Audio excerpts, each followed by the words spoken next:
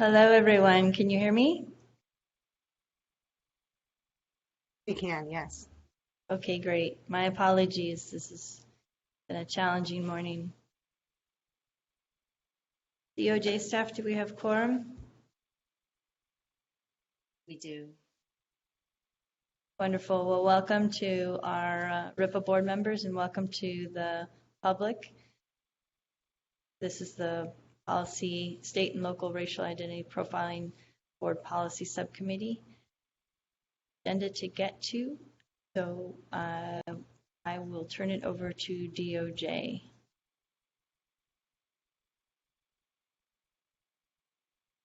Andrea, you want to do the minutes? Sure. Please take a moment to review the minutes in your packages, and I will entertain a motion to adopt those minutes.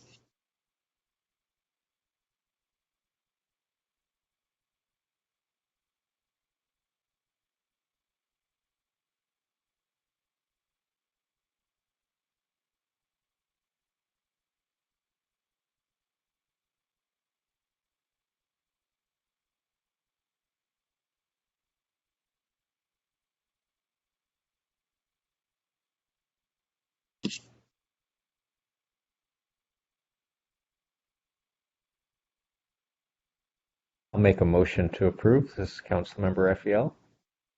Okay, thank you. Do we have a second? I second this. Okay, and then DOJ, how are we handling votes now that we're in this new era of mixed in-person and... I think we should continue. We need to continue to do a roll call vote. So I can do that. Okay. Member Raphael, he says aye. Member Ochoa, just to vote to approve the minutes. Aye. Member Kajabi. Aye. Member Commissioner Ray. Aye. Okay, great. And Member Guerrero. Aye. So it's passes unanimously. I guess I did not need to do, sorry, I didn't actually need to do a roll call for the minutes, but I was looking for the agenda. And I apologize. I got a little distracted. I do want to just, if we could just quickly have the board members introduce themselves. They are all in locations that are open to the public. Maybe Commissioner Ray, if you wouldn't mind starting. Good morning. I'm Commissioner Ray, and there's no one here at this site. No community member. Thank you. I'll go next. This is Steve Raphael. I'm at the Oakland site and nobody is here. Thank you. LA? Board Member Ochoa, And Board Member Kajabi, we're at the Los Angeles site. with no members of the public are present. And Member Guerrero, I believe you're at the San Diego location. Yes, Andrea Guerrero, alone here at this site in San Diego. Great, thank you all. We do the next item on the agenda is going to be a presentation or discussion rather of President Biden's new executive order.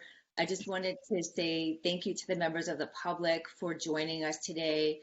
This is a new format, hybrid format for us, where we are doing our Bagley Keene requirement of having in-person locations while trying to have video, but also allowing members of the public to be able to join via telephone and video. It's really great to see so many members of the public joining us today. Just please remember to keep your video and audio muted so that only the locations where the board members are present, except for those DOJ staff that are going to be doing presentations, would be on video so that members of the public know who's who and what. And so with that, again, thank you for being here, and I will turn it back to Co-Chair Guerrero. Yes, thank you. And DOJ staff, I'm wondering if we can move the Biden executive order after the discussion from DOJ of the items. I'm having to troubleshoot a few things here simultaneously. That's possible. That would be helpful. Yeah, we can absolutely do that. So we will table item 3 on the agenda and move to item 4, to item 4, which would be an overview of the subcommittee work by the Department of Justice. So our first presentation would be on accountability systems given by Deputy Attorney General Jennifer Solomon.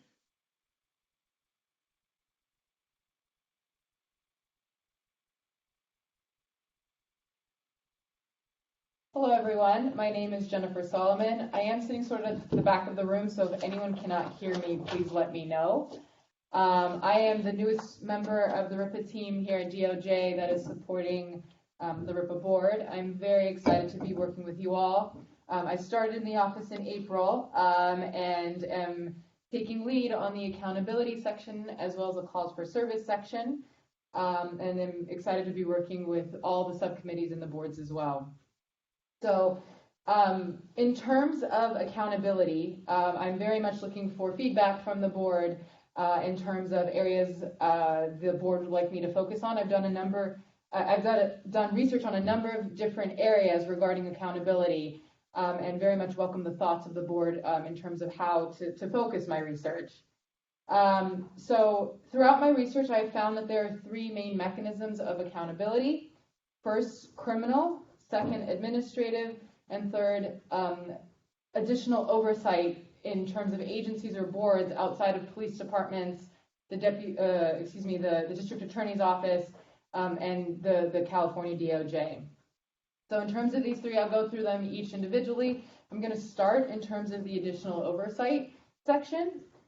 In my research, I found a unique department in San Francisco called the Department of Police Accountability. This department is a government department, but it's outside of and independent of the San Francisco Police Department. This department has been given power to investigate the police department and independently audits the San Francisco Police Department every 2 years for use of force and how misconduct is handled within the department. And this is mandated by the San Francisco Charter. In addition to its investigatory powers, the department is given power to mediate between SFPD and the community, the power to make policy recommendations to the police commission, as well as engage in outreach to the community in order to input community feedback into policy recommendations in the relationship that the Department of Accountability has with the police department. One policy recommendation of note I would like to bring up to the board is one in which the police commission adopted that would allow the Department of Accountability a seat at the table at the concurrence meetings within the police commission, which is a meeting with the command staff, the San Francisco Police Department command staff, during which they make the final decisions of what is and is not included in a policy before it is submitted to the police commission. Previously, this was a closed door meeting, and there was no civilian oversight or any collaboration. So it's a big step that this department is now invited to those meetings. I'm interested in looking further into this department. We do have a meeting set up next week to learn more about the department itself, its successes, its outcomes, and lessons learned and things along those lines. In addition to the Department of Accountability, I've looked at briefly the risk management forums in certain areas. Oakland has one of these forums in which we're still talking to the experts about, but in speaking to an expert in New York, the New York police, in New York City, they are also creating such a risk forum that's modeled off of the Oakland one. In addition to risk management, an additional oversight system is also inspector generals. Of course, there's one here in Los Angeles. There's also the federal one that looks at, it's an independent agency that reports directly to Congress that oversees federal law enforcement agencies such as the FBI and the CIA. I reviewed a report or a study that was evaluating inspector generals that indicated that success factors for such an office or such an oversight mechanism include credibility, especially in terms of independence from the department that or agencies that it is overseeing. Access to not just documents and information, but also people if necessary to interview. And of course, support from government agencies, which includes financial support. Lastly, in this section, I've looked at civilian oversight boards, civilian oversight boards, and spoke specifically with an expert in New York regarding the CCRB. And discussed with them how they are trying to create a system in which the public is confident that their complaint is taken seriously. I also looked into studies that were tracking or attempting to track the effectiveness of civilian oversight boards. And one study found that it's actually very difficult to track the effectiveness of civilian oversight boards. They are quite common across the country, and all have different varying resources and various powers, which makes it difficult to generalize whether or not civilian oversight systems are or are not effective, especially because there's ambiguity in the complaint number data. For example, increased complaint numbers can mean a multitude of things. It could mean that there is increased police misconduct within an area. It could mean that the community that's being served is confident in the system, and so they are confident in reporting, and there are increased complaint numbers. But perhaps it is just a well-designed system that is very effective in gathering complaints from the community. Because there are various reasons in why the complaint numbers in certain parts of civilian oversight boards are ambiguous, it is difficult to track. This study found the effectiveness of civilian oversight boards. That being said, I did find one study that looked into one particular civilian oversight board, and in essence found that it was not very effective. The study found perception of police misconduct within the community changed very little. And also that there still existed racial patterns within policing in that community, which suggested that there was still racially disparate policing. So those are the mechanisms of additional oversight that can exist that I've looked into.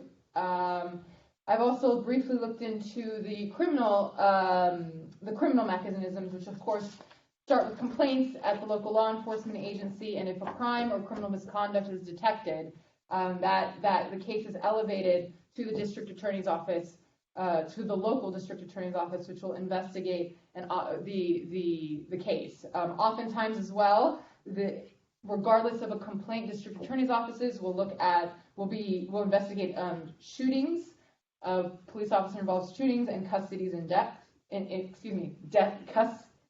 custodies. When the local mechanisms are exhausted, the DOJ does have authority to then step in and investigate and redress if necessary. Also, under Assembly Bill 1506, effective in July of 2021, the California Department of Justice is now required to investigate all incidents of an officer-involved shooting resulting in the death of an unarmed civilian in the state of California. Of course, if it's a federal violation, then the federal DOJ may step in as well. And the final mechanism is the administrative side of accountability, which covers non-criminal misconduct, but perhaps violations of policy and other misbehavior and misconduct within a police department. And I've talked to experts in this area, as well as looked at studies and various articles. And it seems that this area is the efficacy of the administrative investigations and mechanisms are very much affected by the culture within a police department. And speaking to one expert, he indicated that culture can be an impediment to accountability within a unit, within a police department. Oftentimes, officers may see oversight from supervisors or reference to internal affairs or other areas as punishment, rather than as a means to help them do their jobs better in order to support their communities. So there needs to oftentimes be a shift in sort of the culture within a department in order to increase the efficacy of internal police accountability. One expert indicated that one method of doing this is standardizing certain systems within a police department and making them part of the everyday of the department, such that it is not uncommon for officers to receive feedback or be involved with an early intervention system, for example, but rather it is something so that it is no longer looked as a punitive measure, but as one that is there to support officers. This expert also indicated that investigations are very important within a department internally, and departments need to set benchmarks in their investigations in order to effectively investigate internal misconduct. And agencies, of course, should be given responsibility as well. Excuse me.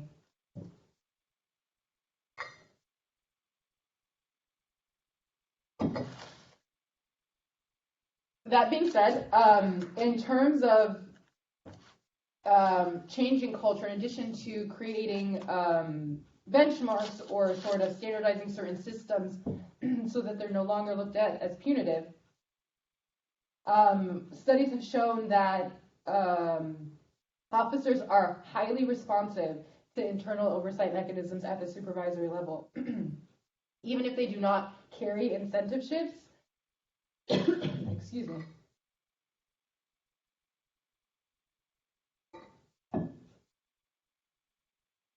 Regardless of whether or not they carry incentive shifts or heightened negative consequences. For example, during the stop and frisk era in New York, of course, this was problematic for many people, and there were many agencies lobbying to have the practice change within within the city. But what was most effective in actually changing police practices was a memo put out by the police commissioner, who changed the procedure of stop and frisk within New York. That is what changed, was more effective than all the lobbying done by outside agencies. It was a procedural and managerial directive within the department. So,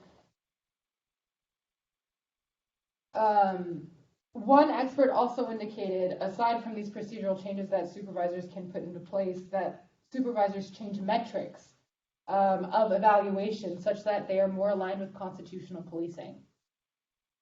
And finally, as indicated before, supervisors really play an integral role, it seems, in changing culture within a department. And in New York, for example, they created a lieutenant level supervisor called an integrity control officer, who is specifically tasked with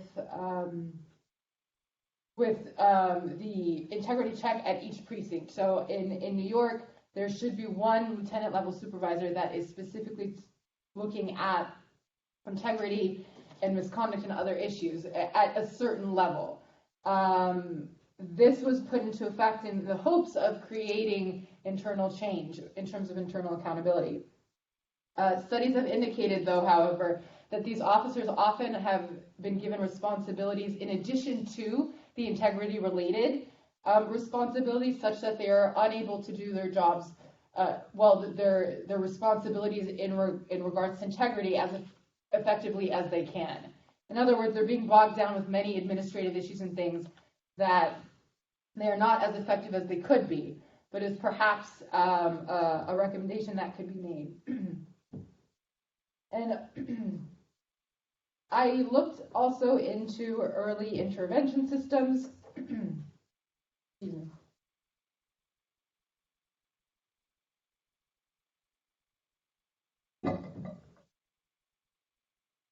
EIS systems were extensively covered in the 2021 report, so I won't go into the details of what an early intervention system is, but I just want to note that there was a study that indicated, and again, this goes back to that point of officers view feedback or help culturally as something punitive rather than supporting them. This study found that it cautioned that early intervention systems should look at officers holistically, because an early intervention system may be seen as penalizing more productive officers. In other words, officers who are making more arrests or in more active areas, who are then open to more complaints, are oftentimes referred to EIS mechanisms more often, as well as younger officers and officers with less experience. So this study again cautioned to look at an officer holistically, look at the beats that they're working on, looking at the types of communities that they're working in, and as well as sort of the tasks in their particular jobs or specific units that they're working in, such that officers are being supported or feel as if they're being supported and not penalized. And of course, there's always internal affairs mechanisms within a police department as well, where supervisors may look into misconduct. So that is the broad strokes of the research that I've looked at. I'm very much welcome. There are many different things that I've looked at in terms of accountability, and I welcome the board's comments on where they would like to focus or what more information they would like to hear about these areas. In particular, again, it seemed that from talking to experts and looking at various studies that the culture of a department really, really matters in terms of internal accountability. Thank you so much. I welcome any questions or comments from board members. I have a few, if you don't mind. First, Yeah. just to understand, is this just a report back on the different things that you researched and identified, or is this an outline of what the intended kind of report would look like? This is various accountability mechanisms. So not necessarily an outline of what the section looks like, but rather just here are buckets that we could look at. And sorry, I did forget, I did say internal inspector generals. I take that back. But yes, they're just buckets to further hone in on. This is a great report back. I really appreciated you digging deep into these, and particularly looking at the studies on kind of effectiveness in various ways. I feel like that's something that we, in the reports, have constantly wanted to know more about, like what is effective. So I appreciate you taking the time to do that for sure. One kind of question or like flag that I would raise in terms of thinking about what to include in the report, I would be disinclined to emphasize discussions on how to make police feel better about being made to follow the rules. To me, it strikes a striking contrast, right, between how their outward-facing tasks, approach the community, the argument internally often that guides a lot of the policy around policing, that it's good to bring people into this punitive criminal justice system as early as possible. That's why we should bring in these juveniles. That's why we should bring in people for minor offenses so that we can teach them not to be worse, when we know that works the opposite way most times. And that's a much more significant consequence than is felt by officers in the administrative process, right? Being like referred to talk to your supervisor is a lot less punitive than being arrested and being subject to like the criminal justice system, right? So I don't know that in terms of thinking about what our suggestions and best practices are, that I would want to lean heavily on those kind of recommendations, because I feel like that's continues to draw a line between police accountability and public accountability, right? And I think we need to be starting to erase that line.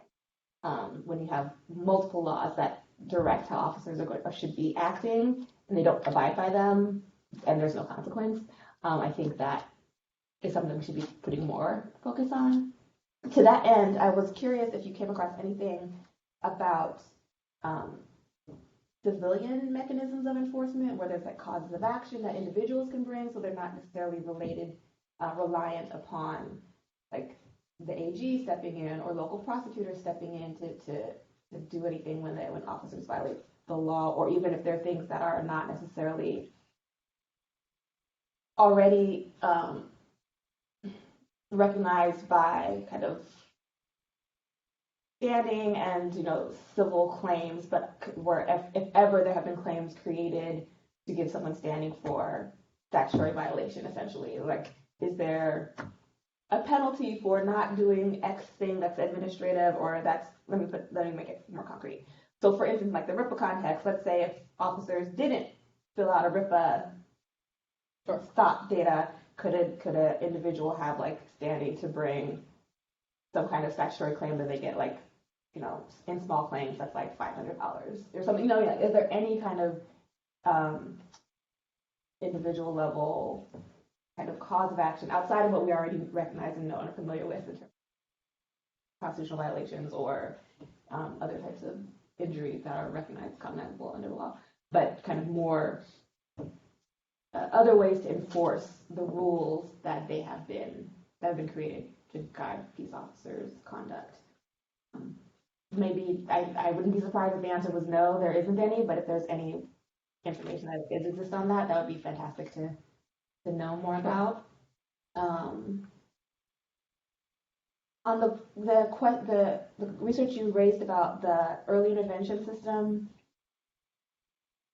and the officers who are in certain beats or younger officers coming up more in this data, was there anything to suggest that wasn't accurate though? Like, there's certain types of officers are often drawn to certain type of beats, or a certain type of policing is often cultivated in certain types of areas. So the fact that you might see more stops or more violent policing in certain areas, or more complaints for black policing in certain areas, I don't know that is not just a true statement of reality versus something that should be taken into account kind of in the reverse. So like that as like a mitigating factor for that kind of thing. So I just was curious if that research actually showed that actually these people are acting exactly the same in these communities as folks who are in these other communities, but yet they get targeted more. So I think that particular study, I don't think it looked into sort of the personality or individual details of an officer. I think it tracked overarching characteristics such as years in the office, where and what types of units, those sort of things. Mm-hmm. I'm happy to go back and look at the study and confirm that. Mm-hmm. But my impression was it looked more at the data and certain cognizable factors. I think based on what we've seen explicitly, like I'm thinking of LAPD data, and like that is actually part of the problem. Like these units are either tasked to act in these ways, where they're being more aggressively policing certain communities, or they're cultivating cultures that allow that. So I would almost read that the opposite way, that you should be looking more closely at people who are in these units. So I mean, I just don't know how much we would want to rely on that kind of. So to that point, actually, one of the studies that I looked at indicated, so of course there are departments that will say this is how this person is. I can't change that about this person. But one of the studies indicated that managerial directives really can overcome that. Mm-hmm. And so the supervisory aspect and having officers really have a relationship with their supervisors, and there's a relationship where they're reporting back and supervisors are talking about misconduct and giving feedback and things like that, can overcome those personality differences. So that, I think that's definitely a huge driver in what's going on. And also, I just want to make sure we're not sanctioning the idea that it's probably okay if people in different beats are having like drastically different policing numbers, right? Because you talk about productive officers, that productivity is problematic and how that's defined, right? So I just wanted to make sure that that wasn't glossed over or adopting probably the language that was in that article as like kind of our judgment as like what's, you know. And I think the last thing was, so this has all been on underlying kind of misconduct. I think one level of the accountability that we should be looking at, we need to be thinking about, particularly from our perspective, is RIPA completion. And I've raised this in another board. I don't know if I've even had a chance to talk about it in another board space, but I think we're going to be talking about it in other meetings.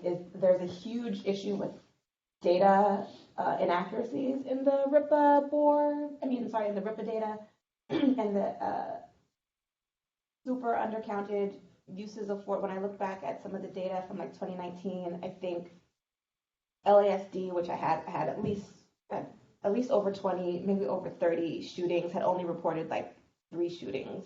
And then so you can imagine how inaccurate some of the other data was. There's actually the LASD Inspector General just did a report On the Sheriff's on the Department. Sheriff's Department, and they're We've seen it, yeah. and LAPD had done one a few years back as well.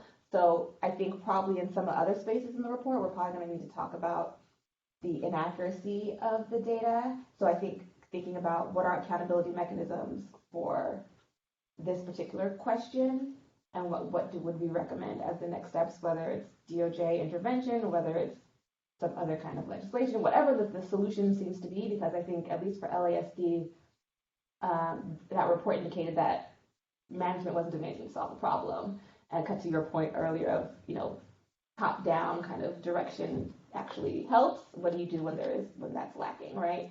And what other of these mechanisms can possibly step in? The IG has already flagged it, but now what do you do about it when the agency decides to take no action? So that as kind of a follow-on to whatever is said about the larger data collection issues, I think something that should be in this portion of the report. Thank you. That was awesome. Thank you. Yeah, thank you, Board Member Ochoa. I want to give an opportunity for other board members to chime in. I've heard. Hi, this is Board Member Raphael. I'll offer just some thoughts on the internal benchmark. I appreciate Board Member Ochoa's questions about what does it mean for beats to have different levels of activity. And I think that does have to be scrutinized when we see that some beats have more arrests for X versus others, that could be more activity in the area, could be differences in practice. But that being said, I do think there's value if a locality is trying to look for problematic behavior, to look for outliers, and that looking for outliers does require some careful attention to someone's assignment, where they are in a city, and what's the activity on the beats or the shift that they're working. And so I think as in all matters research, it's never going to be the case that we have an entirely clean answer, but I do think that there is value and that there has been innovation in that research as well by some of the same researchers that had pioneered ways that people detect racial profiling, whether it's the hit rate test or the veil of darkness test, are the same people that are now trying to look at internal benchmarking methods and trying to understand when is someone's outcomes really an outlier. And, to the extent that it can flag, problematic behavior, and maybe in some instances behavior that is emblematic of what people should be doing, I think it's it's sort of incumbent upon us to use our data to try to understand what's happening. So I think the caution is important in interpreting these things, but I think those are potentially useful tools as well, and should be explored and reported upon. You, Board Member Raphael. Are there other board members who would like to speak to this point?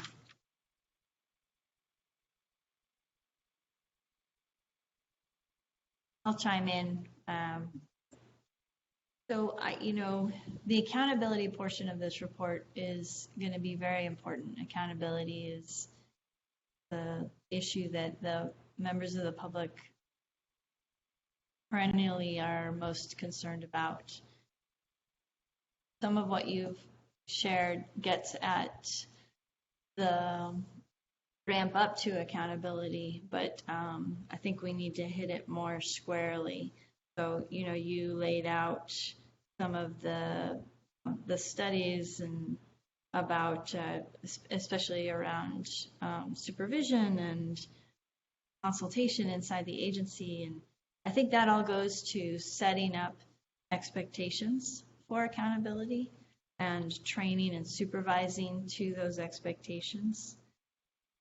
But then there's the issue of investigating any potential misconduct.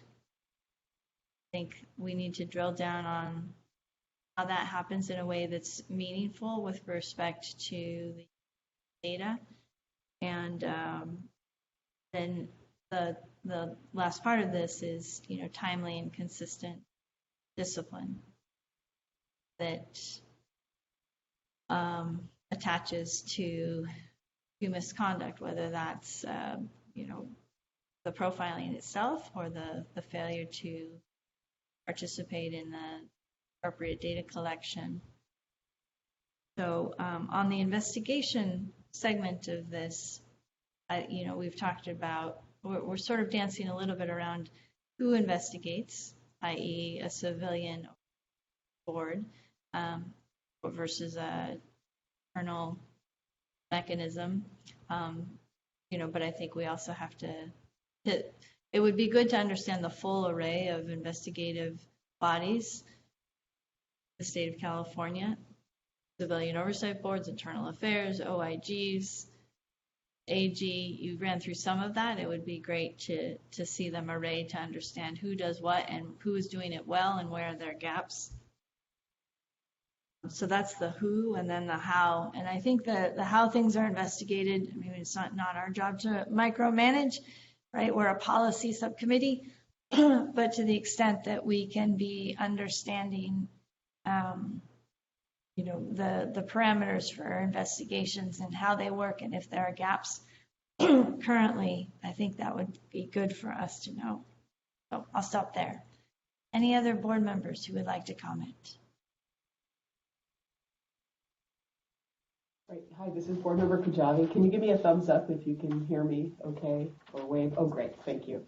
So I appreciate all the comments that were made already, and maybe I just wanted to add, you talked about studies that mentioned that it's hard to gauge the effectiveness of oversight committees for lots of reasons, but maybe it's easier to gauge how supportive the oversight committees are in particular. So, how is the actual work of oversight committee supported, maybe both on the technical side and what they want to be able to examine, but also the power that the oversight committees have. You gave the example, especially of San Francisco, for example, that body that has, a place now in the room, as it were, to when policy is really being set, not just the recommendations, but when it's really being set.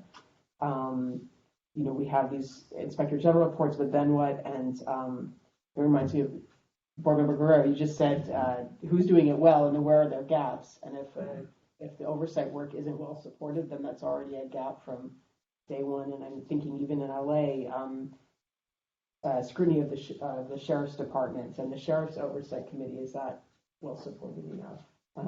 So I just wanted to add that maybe as a narrow comment. Is there a way to gauge how, as you have these different models, if we end up referring to them, how well supported are they? And when you talk about support, are you are you talking about just financial support or beyond that? I think I mean the things that it could be financial in the sense of technical support. Like if maybe there's a study that the Sheriff's Oversight Committee wants to be able to do, but they're not resourced to do it. But then also supported in the sense of the actual impact of the work. Like what table do you get to be at? Literally having done the work of the oversight study. Yeah, and to pick up on that, what's their authority? What's their access to information? What's their staffing? What are their resources? All of that goes to the effectiveness of these oversight bodies, right? But to understand them in the context of an Office of Inspector General, Mayor's Office, or it would be good to understand where one starts and where one stops.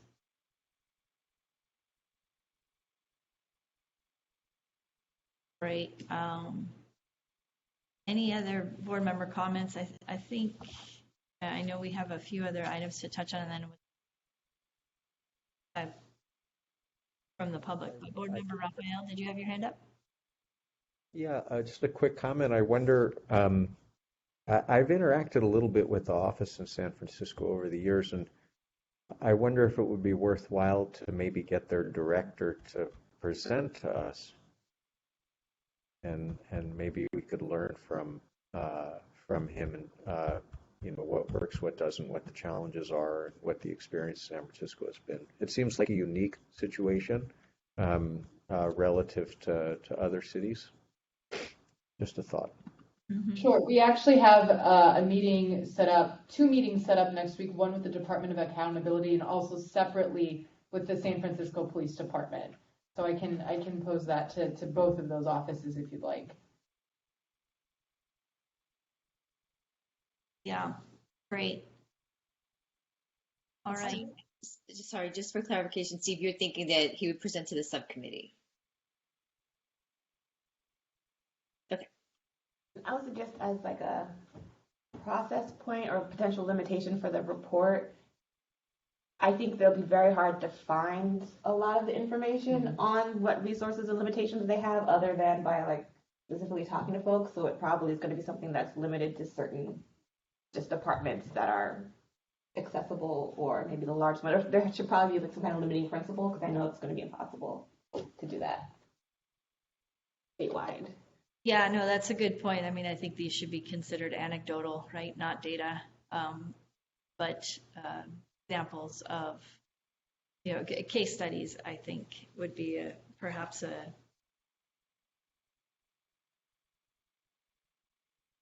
Just as a response to that comment, in my research about sort of the authorities and the gaps and things like that, it does seem a bit sort of jurisdiction specific. So one, like for example, Los Angeles has the Inspector General on top of everything else going on, but we, of course, there's still issues with LAPD, the Sheriff's Office. So it from what I could tell, there are different jurisdictions and communities and counties throughout the state that gap, sort of the range of authority and the gaps that exist may vary. There's also that sheriff versus police department distinction that I think probably needs to be. So maybe that could be, part of your case study. Maybe, select 3 to 5 locations where you undergo a case study of how oversight is operating, what works, what doesn't, what the gaps are, what are the lessons to derive from those case studies. Would be great. All right, I know that we have more to touch on, so DOJ, do you want to proceed with your presentation? Yes, thanks, Andrea. So I am presenting Anna Rick's piece for her. She is not in the office today, and she is working on youth interactions with law enforcement. So I apologize that I'm going to be just giving you sort of the high-level overview and hoping to get your feedback. But Anna has really outlined a really, I think, interesting and meaningful and impactful and timely piece on looking at youth. So one of the things she was going to start with was basically the history of school police. And my understanding is that school police in California started with the Oakland Unified School District Policing Department. And so one of the things that she has started to look at is the history of how the Oakland Unified Police Department came about. My understanding from things that I have read was that it was specifically put together because of integration in the late in the mid 1950s after Brown versus Board of Education, that the community did not want to have or was afraid of having African American children in the school, and started that police department as a result of those biases and prejudices. And so one of the things that Anna's going to do is look at that and talk about the history and then how that kind of unfolded into different jurisdictions in California.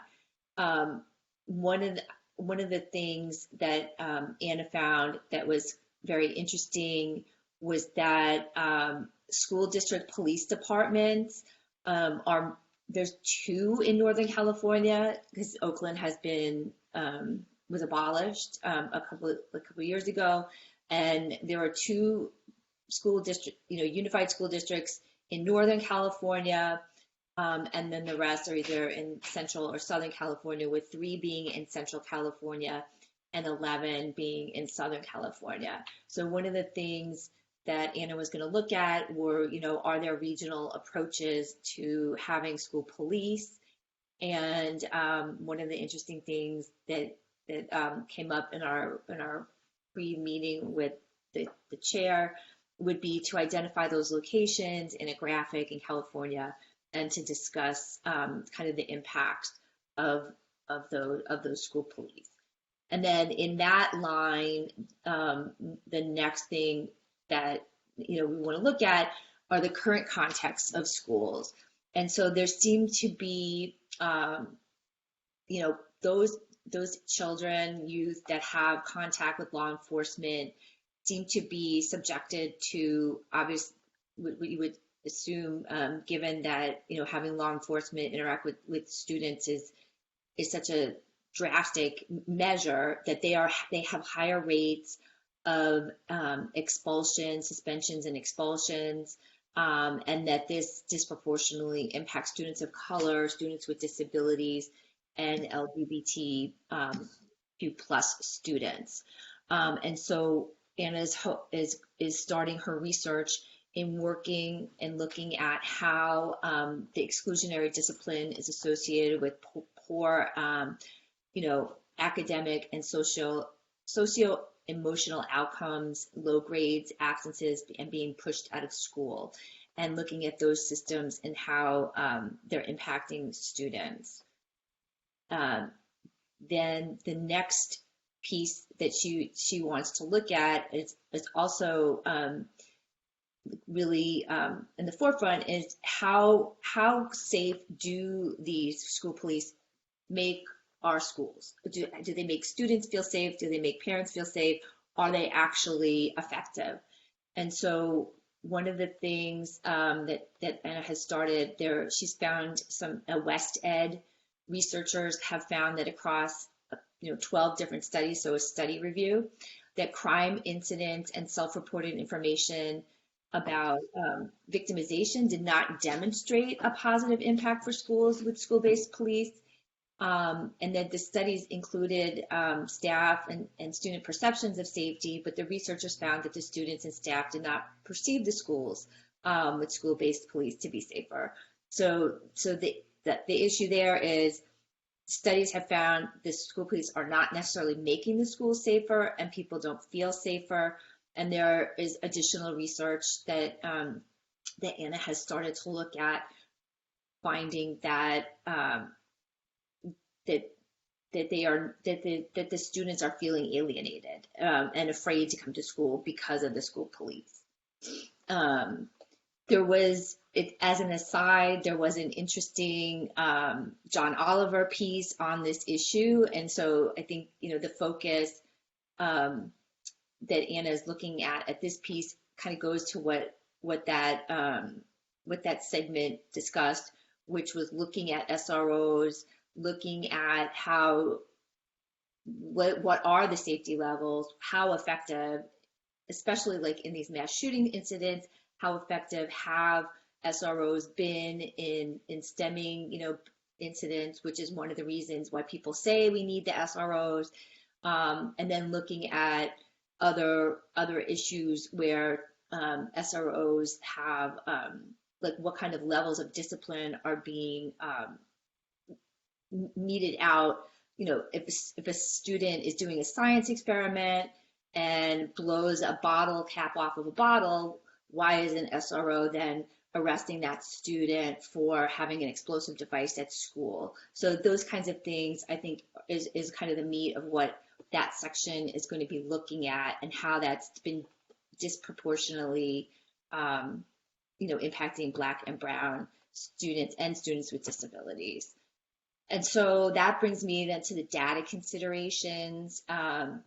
So she could be looking at youth and student demographics. But the issue is, are students being stopped on schools? Are students being stopped and not being reported as being on a school? So that's one of the things I think she's going to work with the research center on, to kind of look at that data. But again, in California for 2021-22, in terms of who's being stopped, it was mainly children and youth of color in extremely larger numbers than you would expect them to be stopped within the population.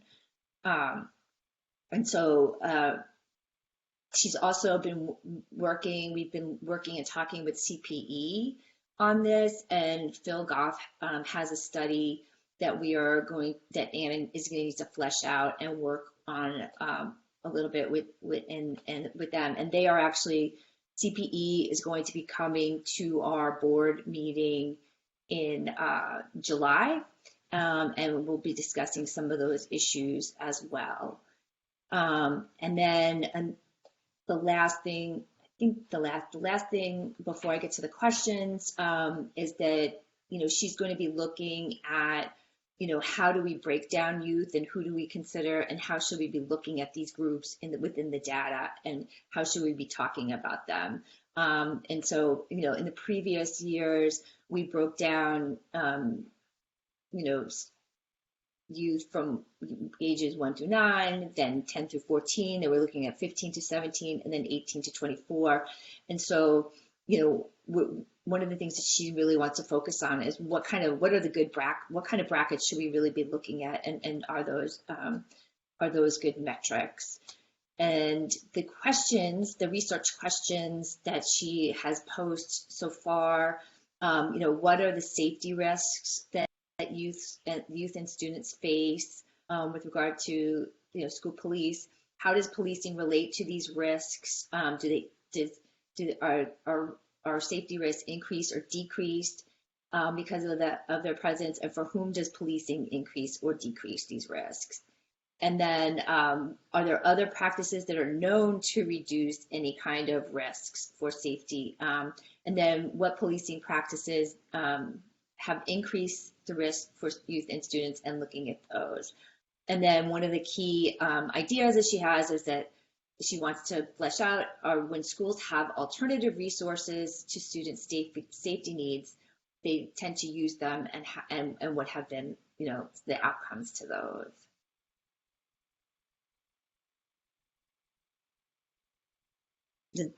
I don't know if anybody has any questions that I can answer, but I would certainly be happy to try or take feedback on thoughts that you all have.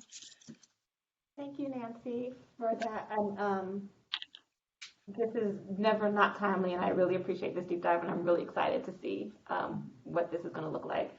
My only question, it was really about the data, because I thought that we didn't have school level policing data reported back on this. So do we have enough of that for this reporting year? Or I thought that most didn't come online until next year? Or come online to this year to have the data until next year? Yeah, so I think it depends on what you want to say is a lot of data because, we can look at if we want to look at youth and school data. I mean, there are agencies like the sheriffs and all these and other agencies that are not school police that have been collecting data on school engagement and arrests and citations, etc. So I think that there's a lot of data. It's not as broad as it will be like come next year, but I think there is enough there that you can get an idea about what's going on. And then I think Anna also wanted to look at just data related to youth as well. The 20 or so police agencies, school police agencies that are up and downstate, are any or most of those included already in the reporting? I don't know how big they would be. LA, the only one I think that there's 3. I know that the LA Unified is one, but I think that there were a couple of smaller agencies that were reporting. Well, I'm excited no matter what the data is. Maybe we can flag for next year to maybe run the same analyses with more agencies and just plan to do this as a follow-up. But I love the framing and the questions that are being asked. Yeah, and even if there isn't, even though there will be more data in the following year in terms of the RIPA mandated collected data, I think doing this more background work now, for example, the exclusionary discipline, like looking at suspension and expulsion rates, there's already a lot of literature on that, and it would really, I think, give us a stronger footing going into the next year anyway. I thought this outline sounded great. Yeah, thank you. Other board members? May I ask just an organizational question? I for some reason I remember working with DOJ many years ago trying to identify separate units that were policing schools, and there were some places where there were separate departments with their own ORU number, and in others it seemed like maybe there were divisions within departments that sort of had school resource officers that were dedicated to school. So, there might be some police departments, I think, that actually do have separate policing efforts towards K-12, but they might not be listed as a separate department. I'm wondering how, maybe it's worth just thinking through how to identify that and what stops are occurring on a school versus somewhere else. We collect type of assignment, and school resource officer is one of them. So you're right that there are lots of them. So so that will add to the data too. But if those if those agencies are the bigger agencies that we're already collecting, we'll have that. If there are some of the smaller ones that just came on board this year, we won't have that yet.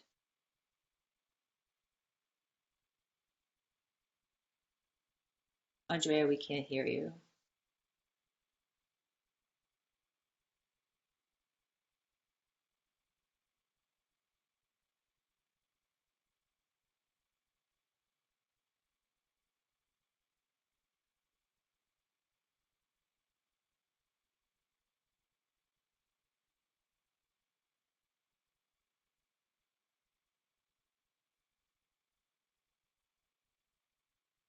Oh, she's right. She put in the chat that she's reconnecting. Okay, I'm back. I'm having trouble with internet. Yeah, so Board Member Raphael, I think that was an excellent point. I know that the other committees, I think it's the data committee, has expressed an interest in and youth data more broadly, right? Not just in the context of schools. And so I think what we're going to be seeing in the report is a broader set of youth-related data. But this is the policy subcommittee, and so I think digging in and getting some baseline understanding of what goes on with school-based policing is really excellent. I applaud the framing, the questions, the effort. Any other comments from board members?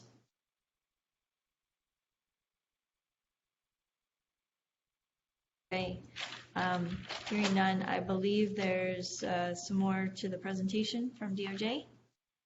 Yeah, Kendall Mithliswaite is going to give the presentation on contextual stops and carry on her work that she did from last year's report. Hi, everyone. Good afternoon. I'm really excited to be talking to folks about this subject and really continuing on the board's work.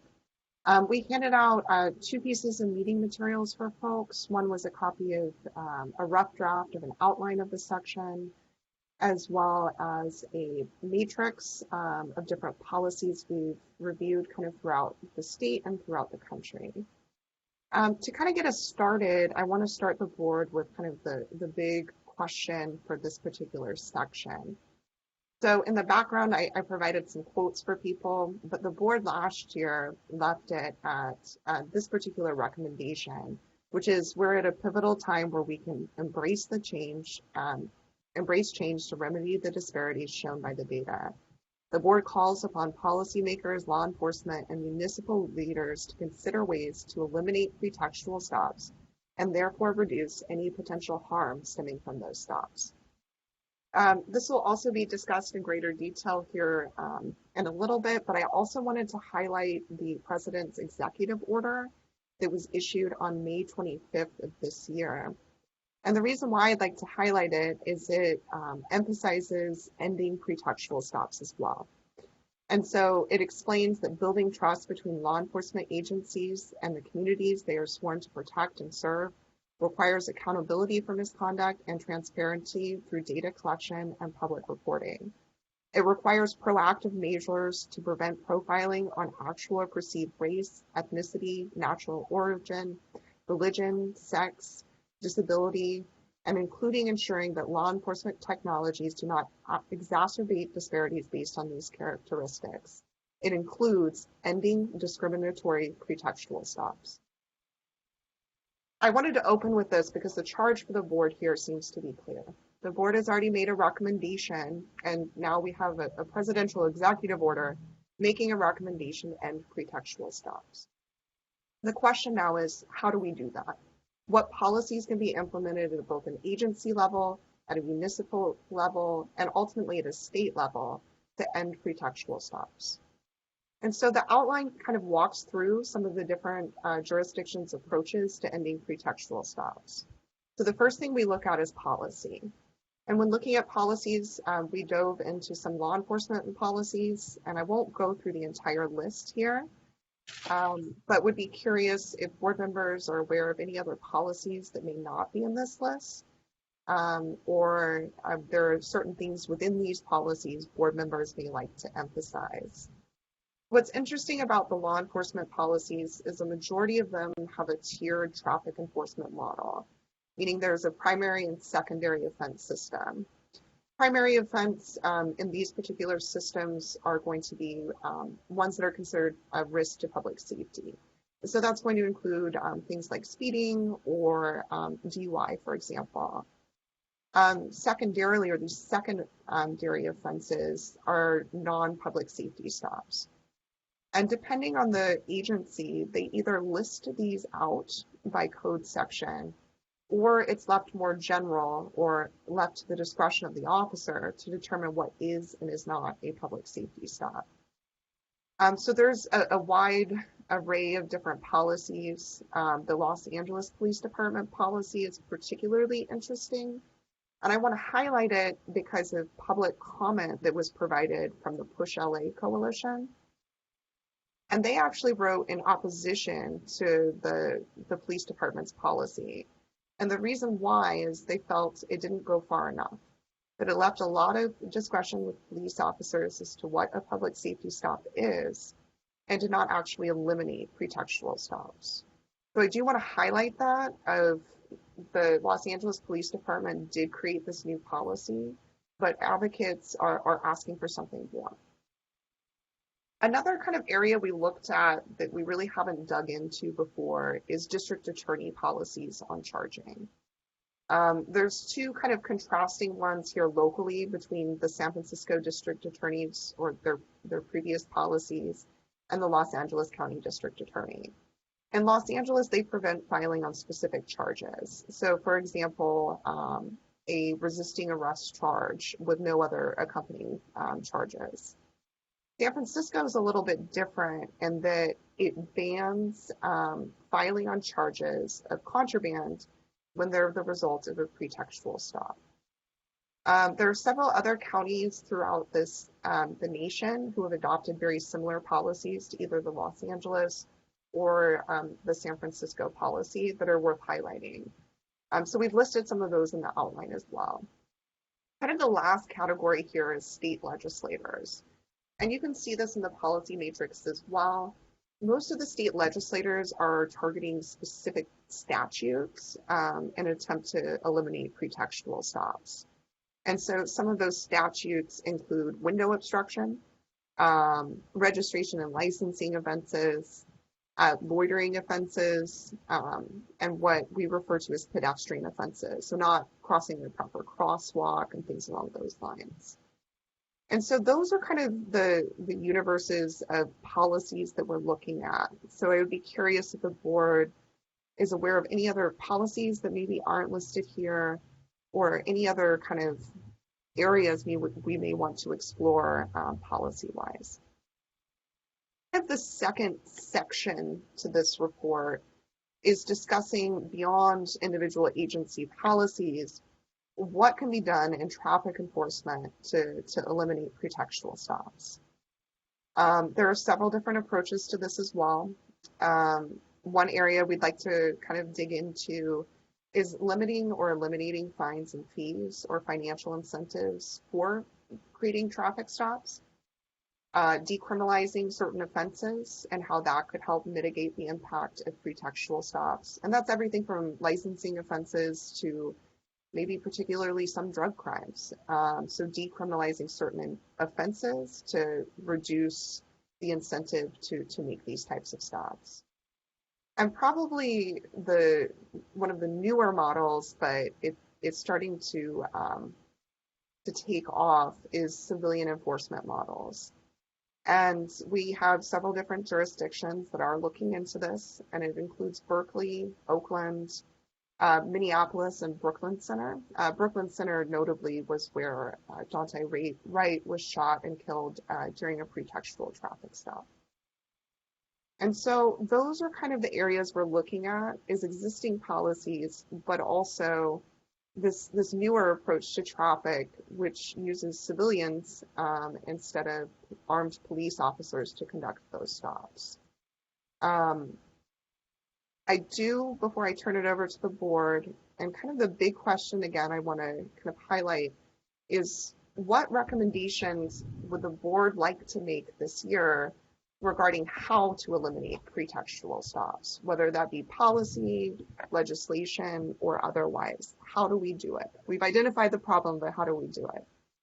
I do want to finish with a quote from a law review article from Stanford that I may invite the board to consider when reviewing both the data and in making a recommendation this year. And the law review article says, piecemeal, constitutional, and statutory interventions that attempt to limit aspects of police authority during traffic stops are insufficient to address the systemic racial and economic injustices in traffic policing. Rather, these problems necessitate structural police reform and require a fundamental rethinking of the role of police in traffic spaces. And so with that, I'd like to turn it over to the board for any questions, any comments, and particularly some direction on recommendations the board may be interested in exploring. So we could start digging in now, both in the draft and then also in the data as well, of how to support those recommendations. So thank you all so much. Thank you, Kendall. Excellent, excellent presentation work. Board members, do you have any comments? Hi, this is Board Member Raphael. I just wanted to note that I'm back on the line. My Wi-Fi went out. Welcome back.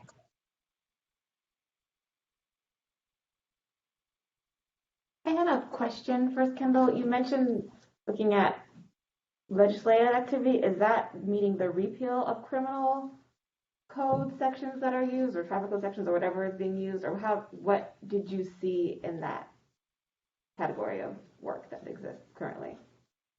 In state law policies? Yeah.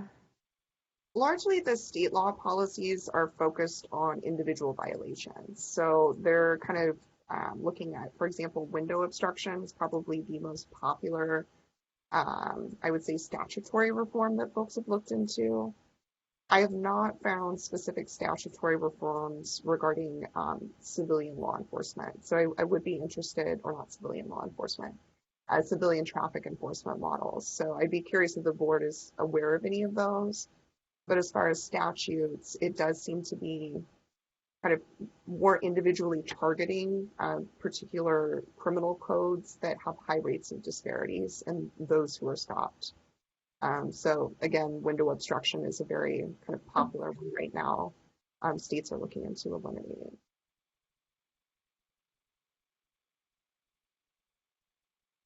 That's helpful. Any other comments or questions from board members? Yes, hi, Kendall. Hey, this is Commissioner Ray, Board Member Ray. I just was curious about, are we going to have a definition, a way that we're going to define the pretext stops? Because I'm kind of confused. Are we going to be talking about just non-moving violations, or because I'm hearing what you're saying about the window violations, the windshield things, but I guess my concern would be about traffic safety and making sure that we don't compromise traffic safety by doing away with some equipment violations. Because I look at seat belts and not using seat belts, I'm looking at the level of fatalities that are constantly being raised in the state, and really how this will affect that. So just want to know if the true definition of the pretext stops is going to be, and what are we actually going to be measuring? Now, that's an excellent question. For the report, we'd be using the legal definition of pretext stops, which is provided in the Wren decision. As far as looking at different types of violations, some of that depends on the local municipality or agency. Like I mentioned kind of earlier in the presentation, most of these policies emphasize primary and secondary violations. Those primary violations are going to be those public safety violations. And so, for example, Berkeley does allow for stops, I believe, for not wearing a seatbelt, for example. So local agencies have been identifying what they would determine are public safety stops. And that seems to be a pretty universal approach to these policies, is kind of carving out that exception. So that is in some of the policies. Okay, and I think that's one of the things that you just said would be paramount, would it be to say agency specific, because I think what one public safety agency would say is a public safety issue may be different depending on what your mission is, and I think for us is reducing the mileage death rate and saving lives out there. So I can see where a shattered windshield on the freeway could be very detrimental and could really be, very dangerous for somebody going down the freeway with a windshield that they can't see through. So I just think that we have to be careful, and what we're looking at as violations that can really harm public safety.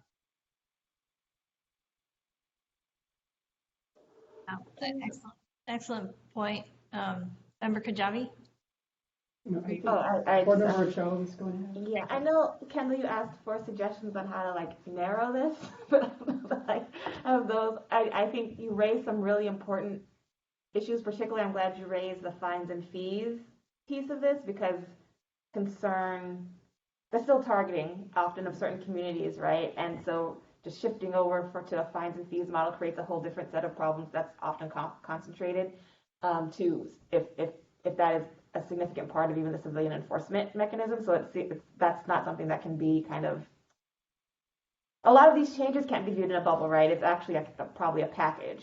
And so I am not sure, from all the things you raised, I think it's hard to say which of those things should be the focus, because it's hard to say how any of those things could be effective on their own. But I do think to the last piece the quote that you raised, I think maybe we should potentially be highlighting the need for entities other than law enforcement agencies to be stepping in to effectuate these types of changes. Because I think particularly the issues that were raised by Push LA and in the context of LAPD, they often still just give a bunch of discretion to the officers, and so they don't really create the type of change that is necessary until you have actual external, to the earlier presentation, right? So you have external checks on what is happening, whether it's through the DA's policies, whether it's through legislation, removing the authority to even stop for certain things. I think the existence of even though the RIPA statute, which defines kind of racially biased and identity-based policing, goes beyond REN in terms of what it precludes. And so definition as to what is profiling and ways to actually effectuate it would be helpful. I think that the Equal Justice Act or Racial Justice Act, I think, did some attempt to do some of that. There may be some interactions between RIPA and that legislation, so I don't know if that's a space that I wanted to actually think through myself. I don't know if DOJ has thought through that at all in terms of the interplay between actual enforcement of the RIPA provision, definition of prohibited profiling versus what that act also prohibits, and ways to make it, kind of to my earlier question, is there ways that individuals could have standing? Should we be supporting individual causes of action for violations rather than having to rely on the DAs or AG or whomever else to step in after the fact, when this is oftentimes not something that they're interested in given the kind of level of engagement and how much else is on their plate, but it's tremendously impactful for the individual who actually experiences it, regardless of the severity of the stop or the outcome. So I don't know.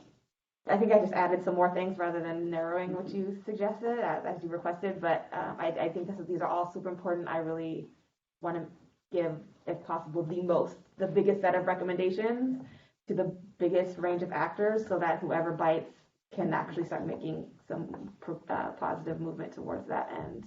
You want to say something? And Board Member Ochoa, I completely agree. I think that we'd have the capacity to cover all of these this year. The question is, and this will become, I think, easier once you have a full draft, is how we want to craft those recommendations this year. But I do think content-wise, we'll be able to touch on each of those areas. The question is really, how are we going to finesse the recommendations for this year? Because I do anticipate they will be looked at by other agencies.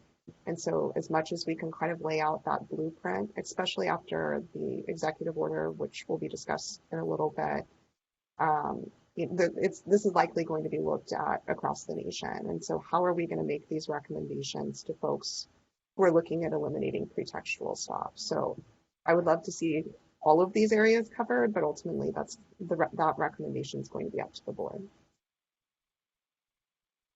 Well, Kendall, I think that where we can point to best practices, that's going to be very helpful. Where best practice really is so clear that we can point to model language, then we could go all the way to that point. Where best practice is still being determined because, people are innovating in real time right now around some of these things like civilian enforcement models. Then maybe we can point to case studies or examples and we can go deeper, lay the groundwork for going deeper in a future report. I'm glad to hear you have the capacity to cover all this because I, like Board Member Ochoa, I think, all of this is really helpful and important and okay to, I would think, pose the questions that we would hope to answer in the future, questions that are still, that we need to engage as a board and with the community. I think what's coming, and we're not ready now, is if and how to define public safety. With, given Commissioner Ray's point, I don't know if that's ever a one-size-fits-all, or maybe there are parameters, or maybe there's just a rubric to think about it. Those are some things. I'm not sure how far we can get on that question in this year. It's June. So those are some thoughts. Other board members? Just one additional follow-up to your point, Andrea, in trying to identify kind of best practices. I think in the initiation of a lot of policing practices, there isn't they're adopted without any consideration of that, right? There's not a concern as to how effective this new policing, practice will be, what the harms are if that police practice is adopted on the community. I think where we lack, as Andrea said, people are still innovating right now, right? So where we lack a track record of how things have worked in the past or can say this is best practice going forward, I think we can at least talk about and emphasize the harms that will be eliminated from this practice if put into place. That might be one way of framing kind of the things that are less tested, where we can't talk about the consequences of the action.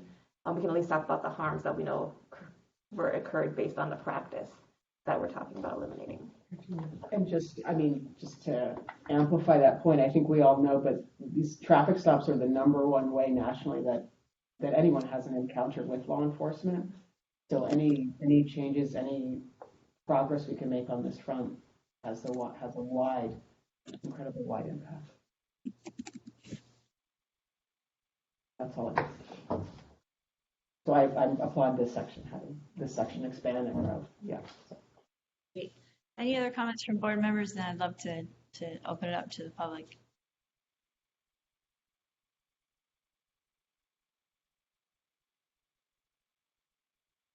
No? Okay. This has been such a rich discussion, and there's so much, and I'd love to bring in the public at this juncture, hear from them while all of DOJ, can you facilitate that? Sure. This is Aisha. Good morning, everyone. Why don't we go ahead and start with by office? Do we have anyone who is earlier when the board members indicated roll call, there were no people who had walked in, but just to double check. Los Angeles, do we have anyone who is physically at the location? No? Oakland, do we have any commenters physically at that location? No, there's nobody here. Thank you. Sacramento, Commissioner Ray? No, ma'am. Still no one here. Thank you. And Chair Andrea Guerrero? No one here. Okay, let's go to the phones.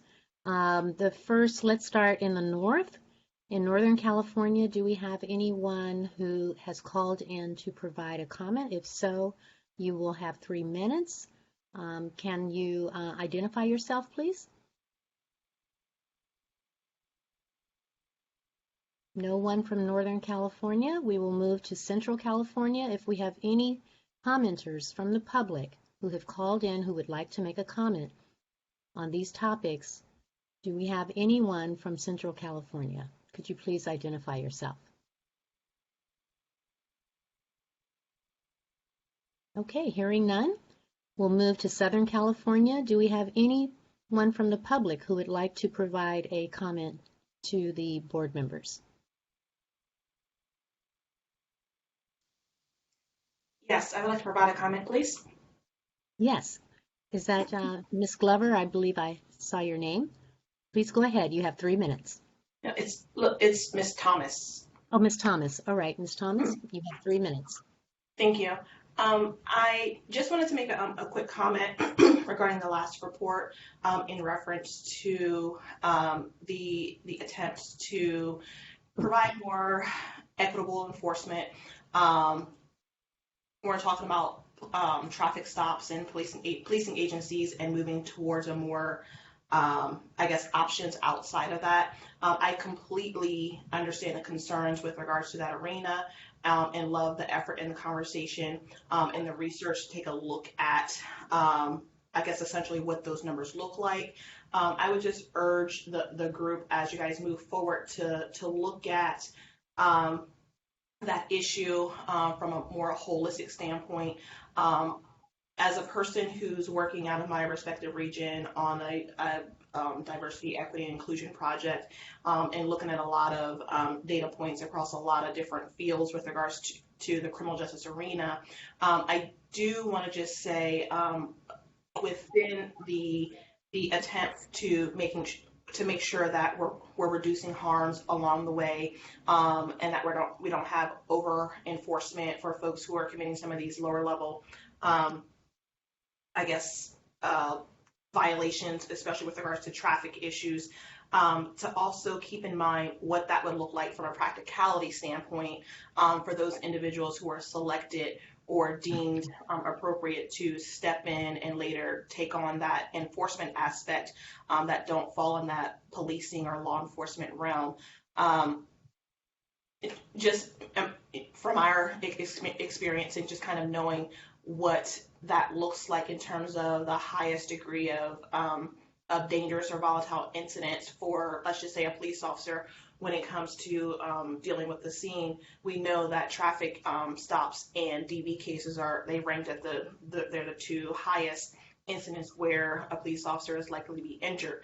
And I certainly would not want, and I'm sure no one here would want to see any such instances happening with a civilian or a member within this respect, stepping in to provide some sort of enforcement, even for what appeared to have been a minor traffic incident out the gate, and then somehow it evolved into something much more dangerous than that. And then, of course, then you end up with a worst case scenario. So I'm not quite sure what you guys are envisioning in terms of the implementation of such policies, but I would just urge everyone to keep that in mind as you're thinking through and kind of coming up with plans to maybe develop something like this. To just remember, that I think it's also important to individuals here and amongst the public too. We certainly don't want a troublesome incident to arise for a civilian stepping in to try to rectify a situation, and it just kind of blows up from there. So with that, that's all I wanted to add. Thank you. Thank you, Ms. Thomas. We have a few speakers who have raised their hands. Thank you so much. We'll go to Ms. Glover. You have 3 minutes. Thank you so much. Hi, everyone. Thank you for this really rich and important discussion. I want to comment on so much, but I think I'll just make a quick comment about the school policing emphasis. I hope that y'all will expand your examinations to youth outside of the school system, but I understand the need to look at the school police. One of the things that came up with Uvalde was some sense that there's kind of a self-select with officers that go into those positions. Some of them may be career ending at the end of their career. Some of them may have other issues with their past policing practices where they kind of end up in schools. So that's one thing you might be interested in kind of fleshing out a bit. The other thing, my main comments have to do with the discussion early on in the meeting today, and that's really about holding law enforcement agencies accountable. One of the things that I said many years ago now to y'all is that's really what we have to do is, we have this data now. It's clearly showing us these issues are going on across social identity experience. So now that we have that data, we hold each law enforcement agency accountable by this idea that I'm fleshing out. We have a 1-year check. After data has indicated there are issues in the department, we give them 1 year to rectify it. Then we give them 3 years to rectify it. Then we give them 5 years to rectify it. So this idea that they know if a pattern and practice has emerged in their department, the leadership itself is held accountable. So for instance, if there are no changes between the racial profiling data out of that particular department, then for instance, funding would be reduced, and not critical funding for the department, but funding about kind of non-critical funding for the police departments, that the actual leadership of the law enforcement agency would be in discussions about considering leaving the department. That's how tight that accountability issue would get. If there are moderate changes, and I'll wrap it up, if there are moderate changes, then there could be some kind of modification with holding leadership accountable. On the other side, if they do make changes, right? If they hear the bell and they do make changes across their department, it goes to this idea of culture that you're interested in, goes to this idea of supervisor power, leadership power. If they do make changes in a positive direction, then they are lauded publicly. They're giving additional funding for their agency, for the well-being of their officers and community, public recognition. They are elevated as models of best practices. So where I think Ms. Glover, I'm so sorry, your time is up. Thank you so much. All right, thank you. Thank you for your comments today. We'll next go to commenter Meraki. If I'm pronouncing that correctly, you have 3 minutes. Hello, can you hear me? Yes. Okay, hi, yes, that is my name, Meraki. Just wanted to add a couple of notes. I'll be brief. One of them is just to include community-based organizations in every aspect of alternatives to policing that you've discussed. I believe someone mentioned that earlier, but just wanting to emphasize that just how important that is. And also the other point being to include race and gender, and if possible also ethnic background data on any of the stop data that the police share. I'm not sure if that's something you all have the power to enforce, but I imagine you do, and it's crucial information for community members and for community organizations to have, to know how our communities are being affected by these stops, which we know are racialized, but we need to have the data that shows it as well. So particularly the stop data as it relates to referrals to DHS, but also stop data in general needs to have basic race, gender, age, ethnic background information available for the public to see. And then, of course, just making sure that this information is accessible to all community members, having language access in more languages than just Spanish, particularly Black diaspora languages is important as well. But those are all those are all the points I wanted to share. Thanks. Thank you. Thank you so much for your comments today. I believe we have one more speaker, Ms. Craig Ali. If you're on the line, you have 3 minutes. Can you hear me? Yes. Go ahead. Okay. In reference to these schools, we've done work and had, I guess you could say, workshops and interfaiths with students who claim that, well, what they've described as a hostile educational environment. And to that degree,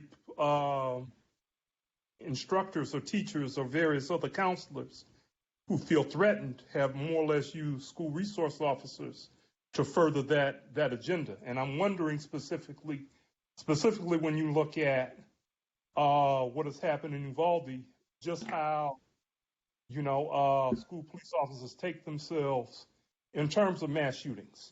I would like to remind the group of Marjorie Stoneman Douglas, the Connecticut one, Sandy Hook, Paducah, Kentucky. None of these folks were, in essence, African-American students, but at the same time, when there's focus within that, a large, I guess you could say, accusatory finger is pointed at Black students. Further on that, when we look at what happened with Buffalo, he was a student who was troubled and had communicated, but yet and still, he decided to more or less address a shopping mall. Well, okay, what if it had been a school? So now the question becomes how safe and not any student, but all students, specifically students of color, feel safe in an environment in which, some of these Oath Keepers, Proud Boys, Ku Klux Klan use as recruiting grounds these high schools.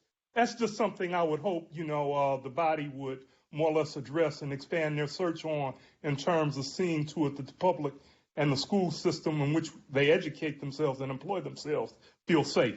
That's all I have to say. Thank you. Thank you, Mr. Craig. Thank you to all of our commenters. This is the last call. Are there any other individuals from the public who would like to make a comment this morning? Okay, hearing none.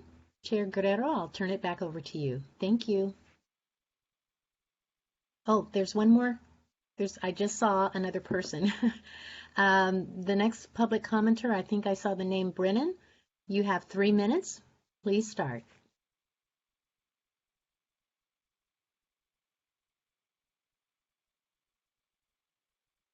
I think it was Benson. Benson? Mr. Benson? Or Miss Benson? C. Benson?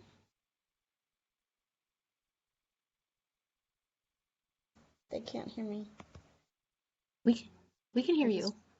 Oh, you can hear me. Okay, good. Thank you. Yes. I'd like to mention that there is another angle to what may happen next year when the moratorium is lifted for foreclosures, evictions, rental evictions, where the police have to come to your home in order to evict. That being said, there are many ways prior to that the police have been aware of individuals in terms of stopping, aware of individuals in terms of that may happen and maybe things didn't go quite right. And the possibility of abuse within that system is a reality. If you look at the old HAMP program, which was instituted as a government loan back in 2007, over 10 million people applied. Only 700,000 people are now in that system. That's a lot of foreclosures that shouldn't happen because of systematic problems.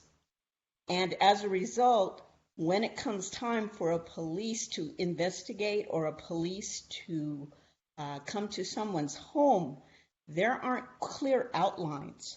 So my point is, I think recommendations should be made as to what can or cannot happen within those systems that are ethical, what can or cannot happen in terms of how the police go about doing what they need to do, which should be ethical, and the accountability if it's not.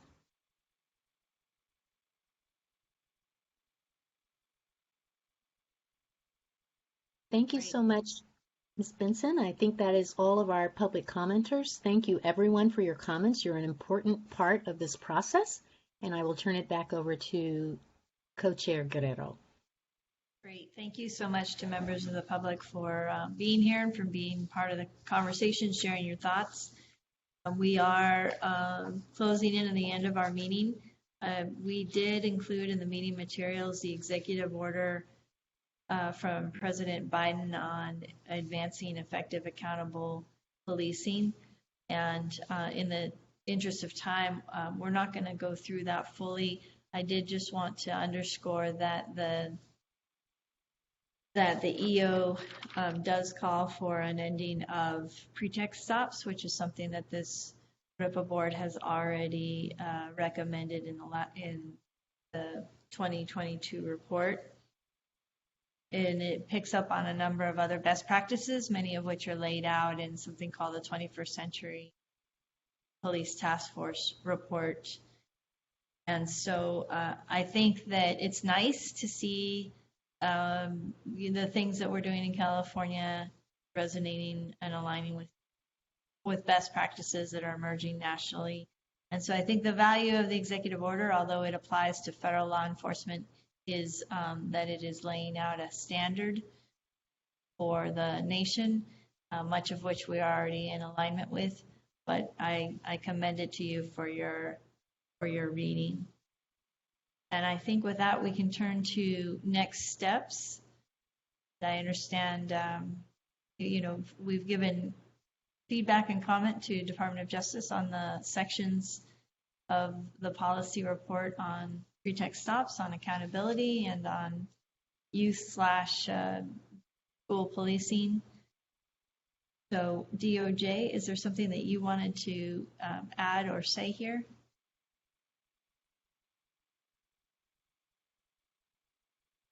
No, I think we have our instruction, and I think we're good. I just wanted to. Earlier, you had mentioned that the broader discussion about youth was going to be looked at in the data and in the Stop Data Subcommittee. I think it was Stop Data Subcommittee. I think that is correct. And so I want to thank the public and I want to thank the board for their input on all of these pieces today. The only thing, so in terms of next steps, I think we're going to be developing more of the content, and we hope to be presenting that to you all as the board ahead of the July 28th board meeting. So I don't think all of the sections are going to be fleshed out, but there will be pieces sufficient enough for you all to review and to be able to provide additional feedback. And other than that, we look forward to seeing you all in person. A little scary on July 28th in Los Angeles at the Burbank location. Great, and we could anticipate convening again as a policy committee after that. Is that right? Yes, and you're always free to meet whenever you want, but that seems to be a good time to meet after there'll be a little bit more content and discussion. No, that makes sense. That makes sense. Thank you, Department of Justice, for all of your work. With that, we'll adjourn. One thing before we just adjourn, on the follow-up from what you said, Andrea, on the executive order, as it's tied into so many things that we've already been writing recommendations on. So much of the order is about directing the DOJ to investigate things. I wonder if it's worth us sending our RIPA report to them, considering it's a lot of that same work and recommendations, to have just that on record as we have poured that on. They are keenly aware of what the RIPA board is doing. In fact, a lot of that language looks like our language. So, to the California Department of Justice, it would be great to make sure that the U.S. Department of Justice is on the recipient list for our reports, which is a digital document at this juncture. But yes, we are aware that the Biden administration is fully aware of here in California and Congress as well, as they look to legislation, similar Racial and Identity Profiling Act that they're considering. So I think everything that we do is modeling for the rest of the country. With that, adieu. Thank you so much to everyone. Thank you, everyone. Have a great week. Stay safe. Take care. Bye. Right there.